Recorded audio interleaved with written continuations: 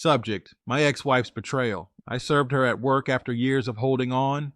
Hey man, sup, my name's Charles. One of your videos popped up for me. The title caught my attention immediately because it sounded exactly like something I went through. I clicked on it, listened to the story, and for the first time in months, I didn't feel completely alone. I figured it was time to share my story. Maybe someone out there needs to hear it. Maybe I just need to get it off my chest. Either way, here it goes. It all started in 2015. I was 28 at the time, working as a project manager for a construction company. I'd gone into a Verizon store to upgrade my phone, nothing more. But as soon as I walked in, I saw her, Melissa.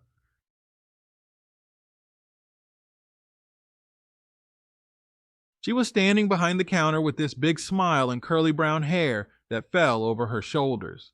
I remember thinking she had one of those voices that could calm a storm, confident, friendly, and a little flirty, but in a way that made you feel special, not uncomfortable. We hit it off right away. She helped me pick out a phone, asked what I did for work, and joked about how men never buy phone cases until they crack the screen. I walked out of that store thinking about her for days. A week later, I went back in, pretending I had a problem with the phone, but really, I just wanted to see her again. I finally worked up the nerve to ask her out for coffee, and to my surprise, she said yes. That coffee date turned into dinner. Dinner turned into weekend trips, and within 6 months, I was head over heels for her. But there was always one thing that loomed over our relationship: her ex-boyfriend, Dylan. From what she told me, they dated for 4 years, and it was one of those on-again, off-again toxic relationships. He was controlling, jealous, and had cheated on her multiple times. She swore she was done with him, but he never seemed to let her go completely. At first, I tried to be understanding. I told myself, she can't control if he texts her, but then I started noticing things that didn't sit right. She'd get quiet when certain numbers called. Sometimes I'd see D pop up on her screen, and she'd swipe the notification away like it burned her. One time I asked her about it, and she said, "He just won't stop bothering me." I told him I moved on. I believed her because I wanted to. But a few months later, I found out she wasn't being completely honest. I had gone to her apartment to surprise her one night after work, and when I got there, I saw a car I didn't recognize in the parking lot. I texted her asking if she was home, and she said she was just about to shower and head to bed. That didn't make sense. It was only 7:30. I knocked anyway.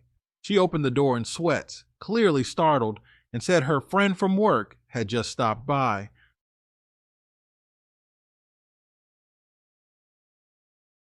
Something about the way she said it didn't sit right.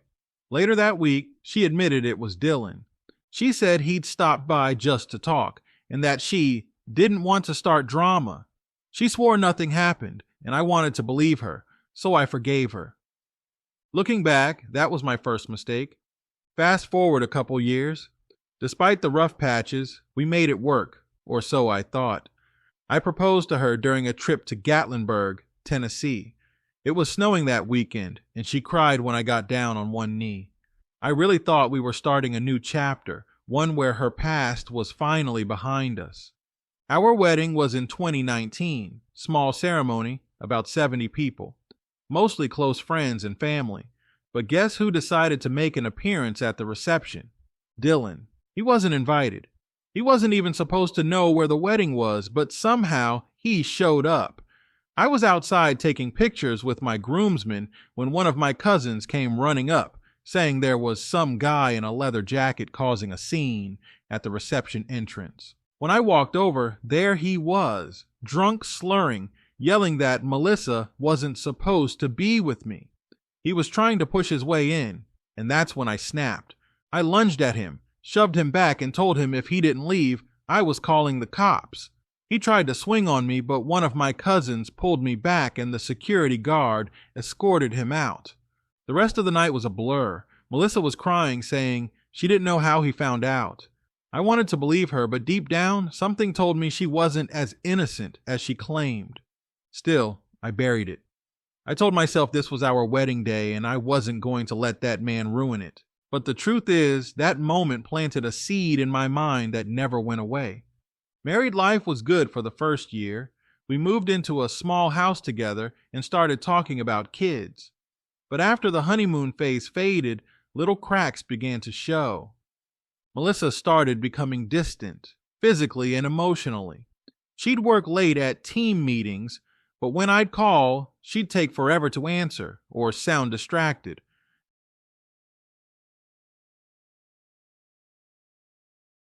Our arguments became more frequent. She'd accuse me of being controlling whenever I asked who she was with, even though I was just trying to communicate. By mid-2021, things got so bad that she suggested marriage counseling. I was hesitant, but I agreed. I loved her, and I wanted to save our marriage. The session started off productive. The counselor was kind, patient, and really tried to get us to open up. But what stood out to me was how Melissa would always deflect. Whenever I brought up communication or trust, she'd twist it back on me. She'd say things like, "You're just insecure because of my past," or "I can't breathe with how much you question me." But here's the thing. My gut kept screaming that something wasn't right. One night, I got my answer. Melissa had gone to bed early, claiming she wasn't feeling well. I stayed up watching TV. Her phone was charging on the kitchen counter, buzzing every few minutes. Normally, I never went through her stuff, but that night, something in me said, "Look." When I picked it up, the first thing I saw was a notification from someone named Danny W. It wasn't Dylan, but my stomach dropped. I opened the thread and started scrolling. My heart sank with every message. They weren't just flirting. They were talking like a couple. She'd been seeing him for months. There were photos, hotel confirmations, even messages about how she couldn't wait to see him again after her counseling session. The kicker? Danny wasn't some random guy. He was her new coworker at the Verizon corporate office she'd transferred to. I sat there in shock for what felt like hours. When I confronted her the next morning, she broke down instantly. No denial, no excuses, just tears and a weak, "I'm sorry. I don't know why I did it." She begged me not to leave, said she'd quit her job, block him, do counseling again. But I'd reached my breaking point.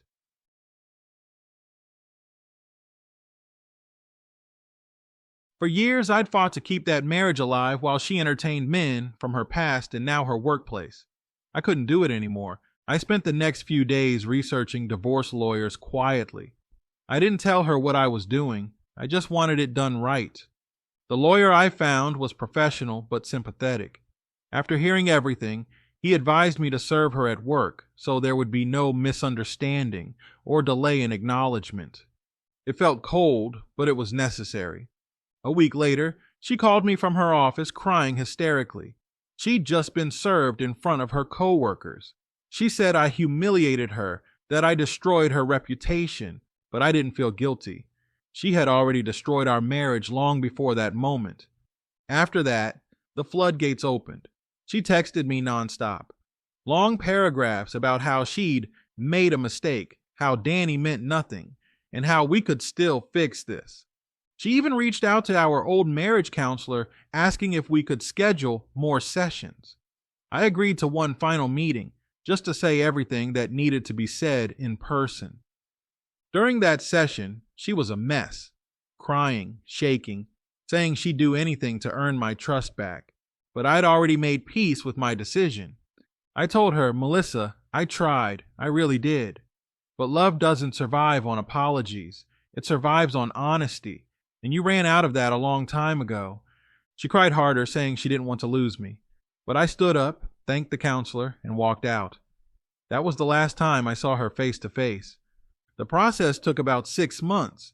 There weren't any kids involved, which made things simpler. She tried to fight for the house, but since I'd bought it before we married, it remained mine. I finalized everything in 2022. The day I signed those papers, I sat in my car for a long time, not crying, not angry, just empty. It felt like the end of a long storm. For years, I'd been fighting to save something that was never meant to last. And for the first time in a long while, I felt peace.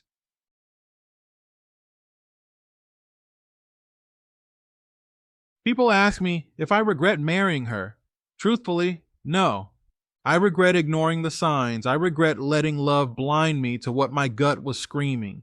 But I don't regret loving her because she taught me what I will never tolerate again.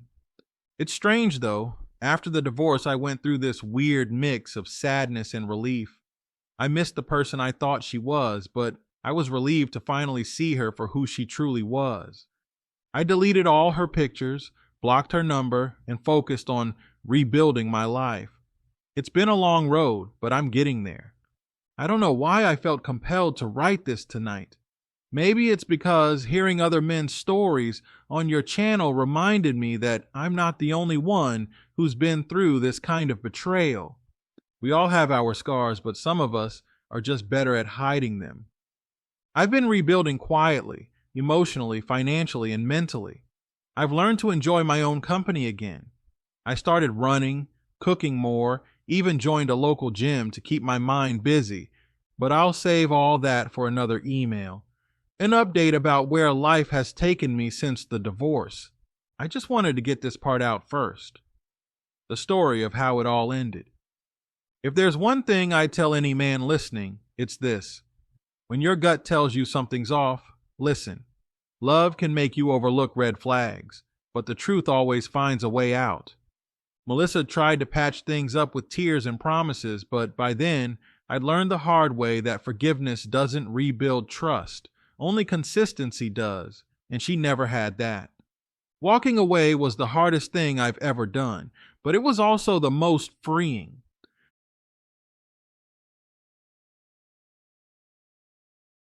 Thanks for letting me share my story. Writing this was like lifting 1,000 pounds off my chest. The first few months after the divorce were brutal. There's no poetic way to put it. You go from having someone to text every day to silence. From waking up beside a person to rolling over and seeing an empty pillow. It's not even the loneliness that hurts most. It's the habit. You're used to them being part of your life, your routine, your plans. And when that's gone, you feel like you're just floating. I'd wake up, make coffee, stare out the window, and feel this mix of relief and emptiness. The relief came from knowing I had escaped the lies. The emptiness came from realizing how much time I'd invested into something that was already broken long before I admitted it. The hardest part was the quiet. The nights used to echo. I couldn't even watch certain movies because they'd remind me of us. I stopped listening to music in the car. I'd just drive in silence, staring straight ahead, wondering how I got here. I didn't reach out to anyone for a while. I didn't want pity or advice. I just wanted to breathe. When the divorce was finalized, I kept the house. On paper, it felt like a win. But walking into it after she moved her things out felt like walking into a ghost town. Her presence was still everywhere. Her perfume lingered in the air. Her framed quotes about love still hung on the walls. Her favorite mug sat untouched in the kitchen cabinet. For a while, I considered selling the place, just to start fresh. But something told me that running away from the memories wouldn't fix anything. So instead, I started reclaiming it piece by piece. I painted the walls, got rid of the couch we'd picked out together, donated the bed frame, even replaced the shower curtain because the smell of her shampoo haunted me.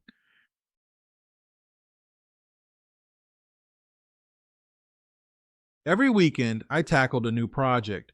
At first, it was just busy work to distract myself, but slowly it became healing. By the time I was done, the house didn't feel like ours anymore. It finally felt like mine. It was strange, but painting those walls felt symbolic, like covering the past with a new coat of peace. I decided to keep going to therapy after the divorce, even though Melissa wasn't part of it anymore. My counselor, Dr. Hansen, encouraged it. He told me something that stuck with me. Charles, divorce doesn't end the pain. It just starts the process of understanding why you tolerated it for so long. That hit me hard because the truth is, for years, I'd been carrying guilt that wasn't mine. I thought if I just loved her harder, if I just forgave more, if I just went to one more counseling session, she'd change. But people don't change unless they want to. And I learned that trying to save someone who's already halfway out the door is like trying to fill a cup with a hole in the bottom. You'll pour until you're empty, and it'll never be enough. Therapy helped me unpack things I didn't even realize I was carrying. The anger, the shame, the confusion. Dr. Hansen had me write letters I'd never send. One to Melissa, one to myself. The one to her was raw. I told her everything I never said. How betrayed I felt, how small I became trying to be enough, and how I wished she'd just been honest. The one to myself was harder. I had to forgive the man who ignored his gut. The man who kept giving chances when he shouldn't have. That's when the healing really began. Not when she left, but when I stopped blaming myself for her choices. After therapy, I started building structure back into my days. That was key. I realized that when you go through divorce, especially after betrayal, your sense of purpose takes a hit. You're used to being us, and now it's just you. You need something to fill that void before it consumes you.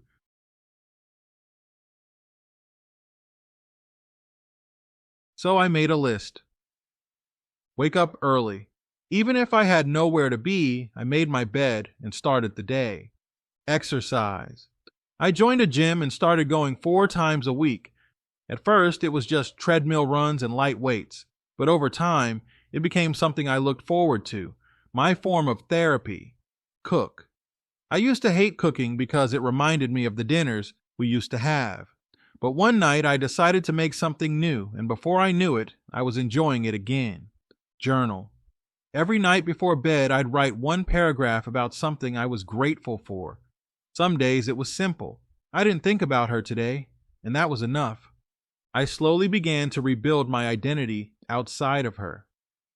For a long time, I didn't talk much about the divorce. My parents knew, a few close friends knew, but I kept most of it private. I didn't want to be the guy who talked about his ex nonstop, but my best friend Ryan wouldn't let me isolate completely. He'd check in every week, drag me out to watch games, or invite me over for dinner with his family. His wife would joke about setting me up with someone, and I'd just laugh it off. I wasn't ready, not even close. My mom would call often too. She's one of those women who believes a clean house and a home-cooked meal can fix anything. Sometimes she wasn't wrong. One night she said something that stuck with me. You can't control how someone else loves, but you can control how you heal. I didn't fully get it then, but I do now. Healing isn't about erasing someone. It's about learning how to live again without the weight they left behind. About 6 months after the divorce, I got a text from a number I didn't recognize. It said, "Can we talk?" It was Melissa. I didn't respond at first. I stared at the screen for a long time, heart pounding. She sent another. "I just wanted to apologize properly. I've been doing a lot of thinking." Curiosity got the best of me. I agreed to meet her at a small coffee shop. When I walked in, I barely recognized her. She looked different, tired, like the life had been drained from her.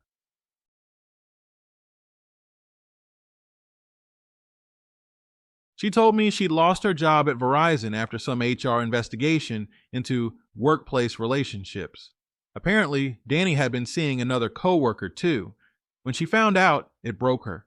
She said she finally understood how I felt when I discovered her affair. She cried through most of the conversation, said she'd been going to therapy too, and that she regretted everything.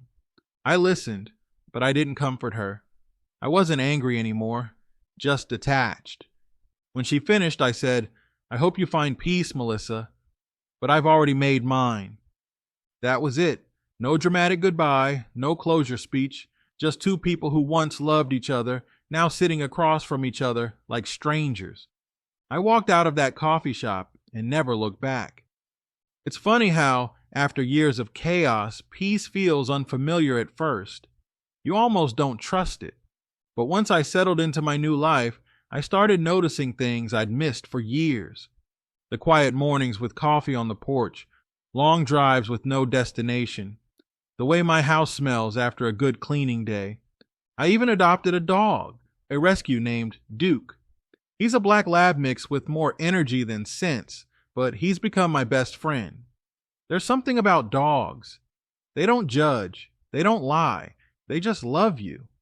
Taking care of Duke gave me routine, but it also gave me companionship in a pure, uncomplicated way. Now, when I come home from work and he runs up to me with his tail wagging like he hasn't seen me in years, I feel something I hadn't felt in a long time. Happiness. Genuine, quiet happiness. Career-wise, I threw myself into my job. I got promoted to senior project manager last year, partly because I started focusing harder after the divorce. Funny how pain can sharpen your discipline. Instead of going home to argue or walk on eggshells, I'd go home and plan. I saved more money, invested smarter, and even started taking online business courses. Work became more than just a paycheck. It became proof that I could rebuild my life from scratch. People always ask, have you started dating again? The truth is, yes, but carefully. About a year after the divorce, I met someone at the gym. Her name's Claire. She's kind, easygoing, and nothing like Melissa.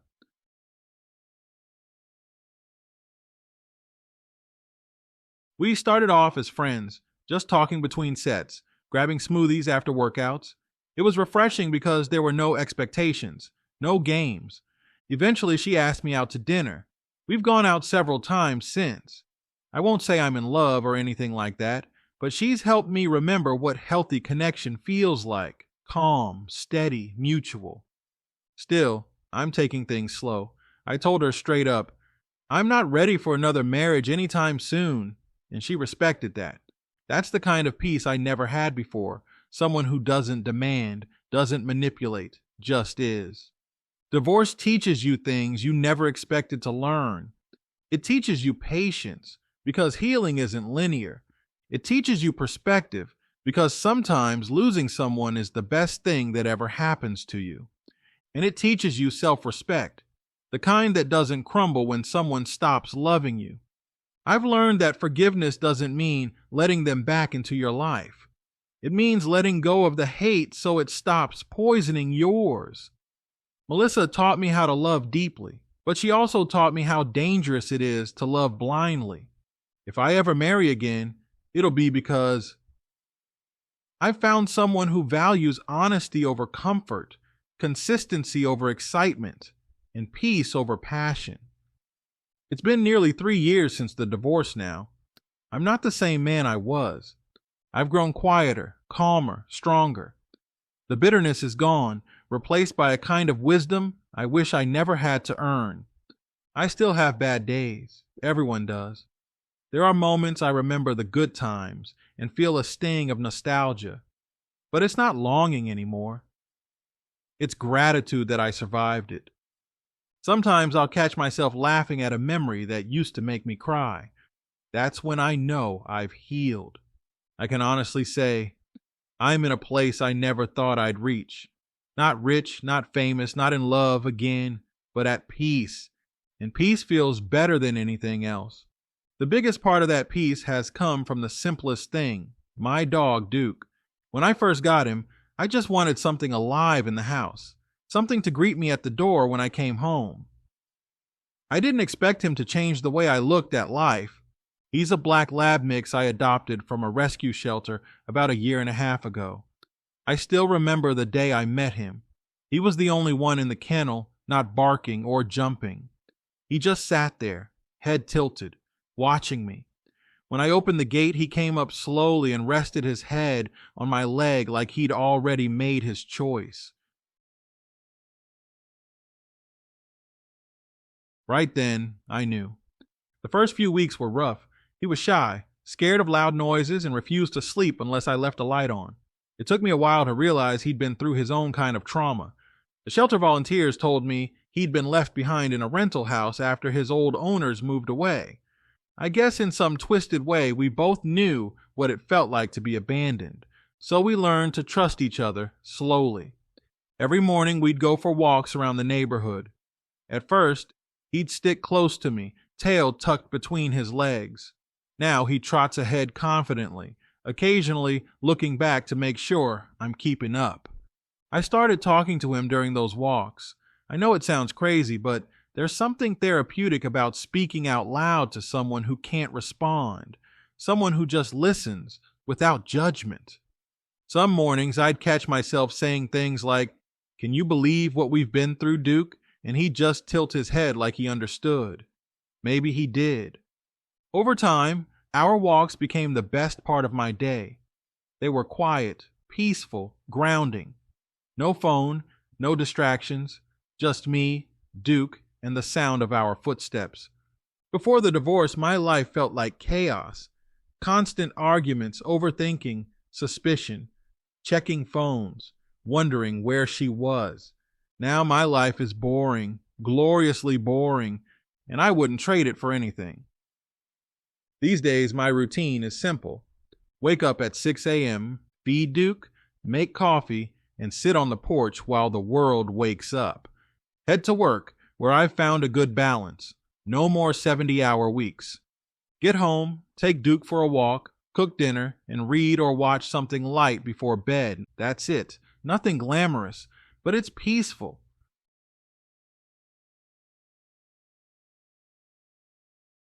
I've learned that happiness doesn't come from grand gestures or romantic highs. It comes from quiet consistency, from being able to wake up without anxiety, from knowing no one's lying to you, from walking into your home and actually wanting to be there. Peace is underrated. I've also kept up with the gym. What started as a distraction has turned into one of my passions. I'm stronger now, not just physically, but mentally. I can deadlift more than I ever could in my 20s.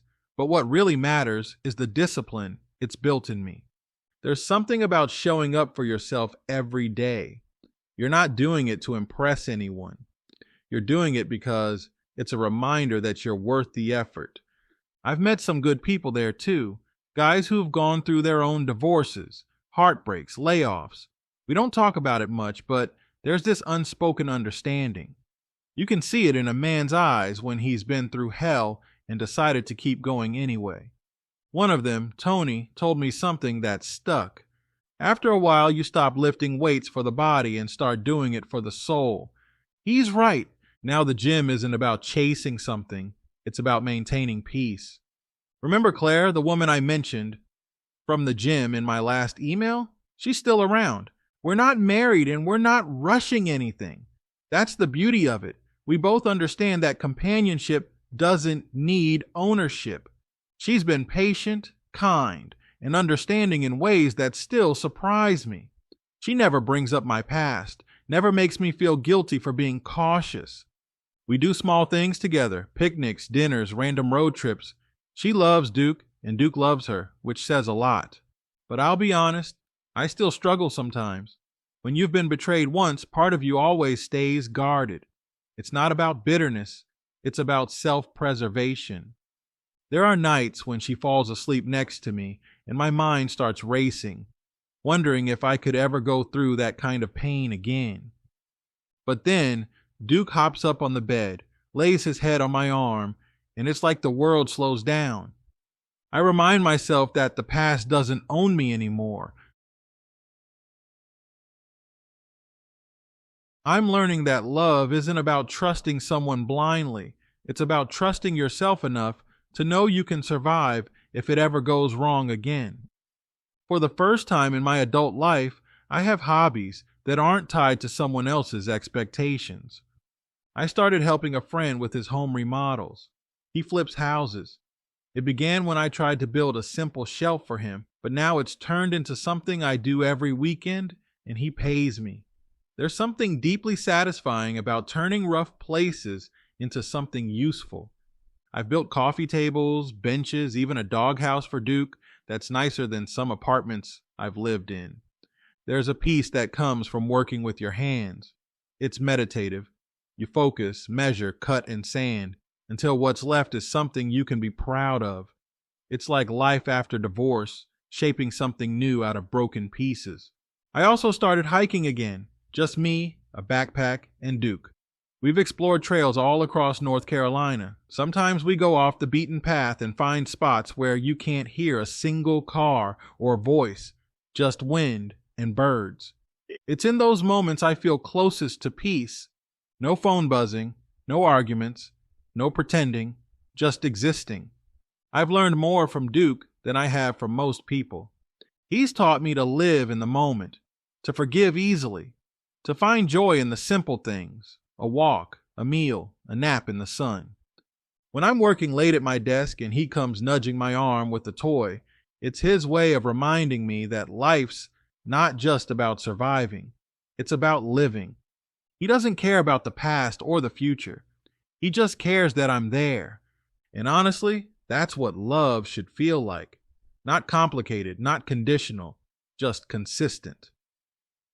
A few months ago, I ran into Melissa for the first time since that coffee shop meeting. It was at a grocery store, of all places. I was in line with a basket of groceries and Duke's food when I heard someone behind me say, "Charles."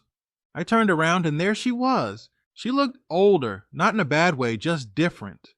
The light that used to draw me to her wasn't there anymore.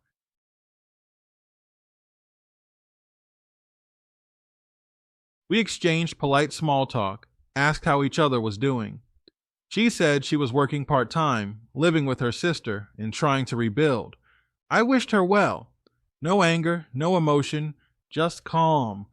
She looked like she wanted to say more, but I didn't give her the opening.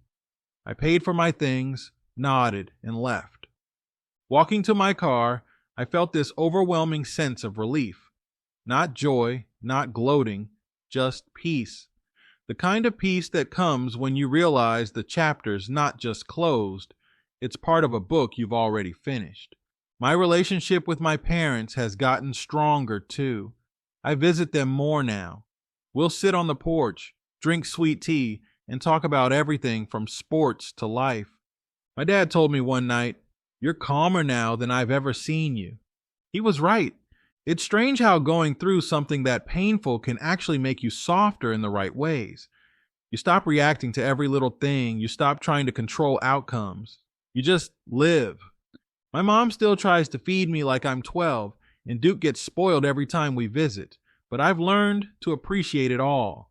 When you've been through betrayal, you start valuing genuine people. Even the small gestures, like someone making you coffee or remembering how you take it. Last summer, I took a trip, my first real vacation since the divorce. I went to Colorado for a week, just me and Duke. We stayed in a cabin near Estes Park, surrounded by mountains and silence. Every morning I'd sit outside with coffee, watching the sunrise hit the peaks. There was no Wi-Fi, no schedule, just peace. It hit me there, how small my problems really were. How much energy I'd wasted trying to fix something that wasn't meant to be. That trip changed me. I came back home with a lighter heart. Since then, I've made it a goal to travel somewhere new every year, even if it's just a short road trip, because life's too short to spend it replaying old pain. If I could go back and talk to the version of me who found those messages on Melissa's phone, I'd tell him this: "You're going to survive. You'll lose her, but you'll find yourself."